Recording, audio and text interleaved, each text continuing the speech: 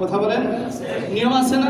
ওই চ্যানেলে যদি আমরা বলি আমাদের কোনো ভিডিও আপলোড করি পারবো, তাহলে ওই চ্যানেলটা অবশ্যই তাদের আদর্শ, তাদের ডিসিপ্লিন অনুযায়ী চলতেছে, নিয়ম অনুযায়ী চলতেছে।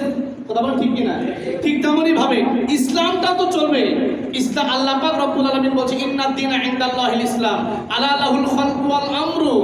আল্লাহ পাক রব্বুল আলামিন যেহেতু কোরআনুল কারীমের মধ্যে বলেছেন সৃষ্টি আমার, হুকুমও চলবে কি আমার, আর আমার কাছে একমাত্র ধর্ম হচ্ছে, শ্রেষ্ঠ ধর্ম হচ্ছে ইসলাম। ইসলামের হুকুম আহকাম আল ইয়াউমা আকমালতু লাকুম দীনাকুম ওয়া আতমামতু আলাইকুম নি'মাতি, যেটা আল্লাহ পাক রব্বুল আলামিন বিদায় হজের ভাষণে নবীর মাধ্যমে বলে দিয়েছে, ইসলামকে কমপ্লিট করে দিয়েছে। ইসলামের মধ্যে কেউ বাড়াবাড়ি করতে পারবে না।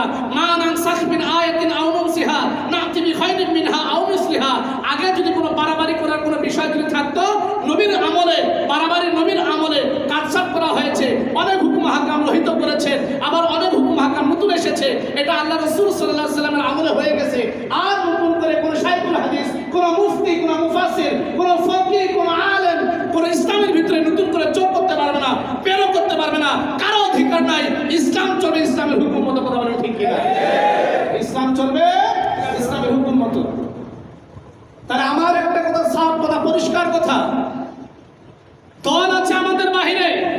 আপনি যে দল করেন করেন, আপনি আওয়ামী লীগ করেন করেন, আপনি বিএনপি করেন করেন, আপনি জাতীয় পার্টি করেন করেন, আপনি জামাত করেন করেন, আপনি চরমনাই করেন করেন, আপনি হেফাজত করেন করেন, কিন্তু এমন কোন দল যদি অবশ্যই ইসলামের উপর যদি আঘাত করে, যেটা সাথে ইসলামের সরাসরি সাংঘর্ষিক, এরকম কোন দলের কোন নেতা কর্মী যদি আঘাত করে, তাদের যদি কর্মসূচি হয়, অবশ্যই অবশ্যই আমাদেরকে প্রতিহত করতে হবে। কথা বলেন ঠিক কিনা?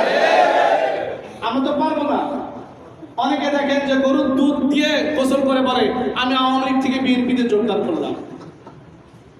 আপনি ইসলামের উপর আঘাত করে আপনি গরুর দুধ কেন, যদি আপনি দুম্বার দুধ, উটের দুধ দিয়ে যদি গোসল করেন, জমজমের পানি দিয়েও যদি গোসল করেন, বলেন তো দেখে আপনার শরীর পাক হবে? পাক হবে না, তওবা করতে হবে। যদি আমার কোনো দল, আমার কোনো নেতা যদি এরকম কোনো কথা বলে, সেই দলকে আমাদেরকে ত্যাগ করতে হবে। কথা বলেন ঠিক? কোন নেতা যদি বলে, সেই নেতাকে আমাদেরকে তালাক দিতে হবে। কি দিতে হবে? তালাক দিতে হবে। আল্লাহ আমাদের সবাইকে ইসলামের স্বার্থে ঐক্যবদ্ধ হওয়ার তৌফিক দান করুন, আমাদেরকে বুঝ দেওয়ার তৌফিক দান করুন। শুধু নিজে আমল করলে হবে না। কু আনফুসিকুম ওয়া আহলিকুম নারা বলেছেন, নিজে বাঁচো এবং অপরকে বাঁচাতে হবে। কথা বলেন ঠিক কি না? আল্লাহ আমাদের সবাইকে সকল রকমের নাস্তিকবাদ থেকে, ইহুদিদের ইহুদিবাদ থেকে, খ্রিস্টানদের খ্রিস্টানবাদ থেকে, হিন্দুদের হিন্দুত্ববাদ থেকে আল্লাহ পাক আমাদেরকে হেফাজত করুন। আমিন।